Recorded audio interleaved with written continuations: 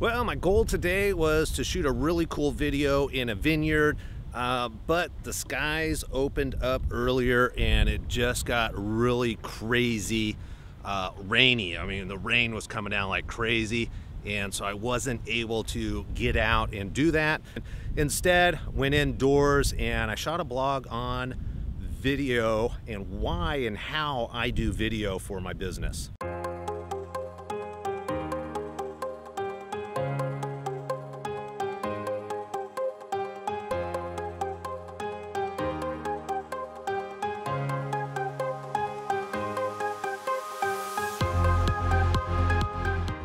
All right, for this to work, you're gonna have to read upside down. I apologize, but this is what I have to work with. So number one, whenever you're doing a video blog, this fancy device right here, make sure you turn it off. I can't tell you how many times I've gone to shoot something and somebody calls or I get a message and the device goes off. And the last thing you need to hear in the back of a video blog is your phone going off.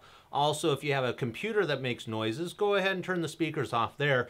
But number one is all about relevant content. Relevant content is why people come in the first place and why they choose to come back. Without relevant content, you're never going to attract the people that you want. And number two, from a Google search point of view, it all needs to be relevant to what people are searching for. So before you start anything, you need to know what it is that people are searching for. I recommend that you start with the problems, questions, concerns, fears, misunderstandings that people have about your industry, or if you're selling a product, or if you're selling a product, also show them how to use the darn thing. But for you service-based businesses, it's really about what are all the questions that people ask up front. Those are the videos that you need to make so that when people are doing research and they come across your video, they can feel more comfortable, and additionally, they get to know you, the business owner, a little bit better, which really helps out when it comes to creating trust and credibility online. Now let's go to number two. Number two, a lot of people want to know, how long should my video blog be? The reality is it really boils down to how relevant your content is in the first place.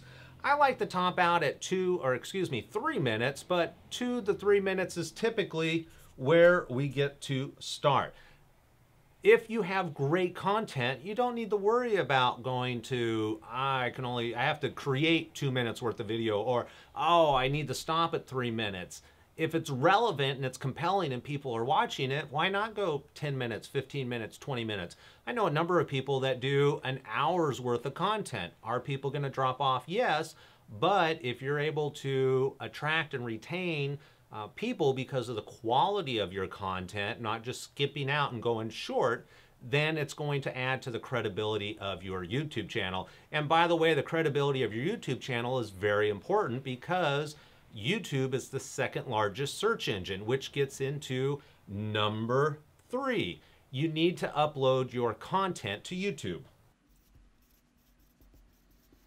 Always upload your content to YouTube, and when you do that, make sure your title and descriptions are keyword loaded along with the title tags. This is very important for a couple of different reasons. One, if people are on YouTube searching, it's going to allow them to find your videos easier. And YouTube likes to show relevant content at the end of videos. It's a good chance that your content will show up. I know a large amount of traffic on my YouTube channel is from related searches. Number two, by incorporating the keywords into the title, description, and also the tags, you're improving your chance of showing up on Google. So there's a lot of SEO value. I've seen plenty of times where a video will show up on the first page of Google before it shows up, or before the client's website actually shows up. When I embed the YouTube video on their blog post and actually have video and content, that improves the chances of their website showing up. But video alone is a great way of getting on the first page of YouTube. Be aware that if your YouTube channel is brand new, you have to build trust and credibility with YouTube first. Facebook's very important because they want to be the one-stop shop for all your content. You may have noticed in the last couple of months the instant articles, the little lightning bolt in the upper right-hand corner. And what's really nice about instant is that the content loads very, very quickly versus having to go to an off-site website, or even an off-site app such as YouTube. So make sure you upload your content to Facebook also. It needs to be uploaded directly in. Make a post. Have a nice title, engage people. Remember, it is social media. Let's go to number 4. Once the video is uploaded to YouTube and Facebook, the next thing you want to do is actually embed the video into your blog. Now, a video by itself embedded into the blog really isn't that exciting. And from an SEO point of view, Google is going to index the words that are in your blog, and if you don't have any words, it's really hard for Google to know what that blog post is about. So not only upload the video to your blog, but additionally write a short description, or a lot of times I'll just have the audio from the video transcribed and I'll copy and paste that text in there. That way we have the video, and then we also have the text, and the text is typically for a small percentage of people that it would prefer to read, or they're not in a position where they can actually play the YouTube video because maybe they're in an open environment, they're at work where they're not able to play sound, so they're going to read it. And again, from an SEO point of view, it's really important to have some keywords in there to let Google know what this page is about. Now let's move on to number 5. Number 5 is a really important one. This is how are you going to deliver the message. You have it on YouTube, you have it on Facebook, and you've uploaded or embedded the video into your blog. It's really important to drive traffic to your website. So not only do you want to post the video to your blog, but you also want to push the video out.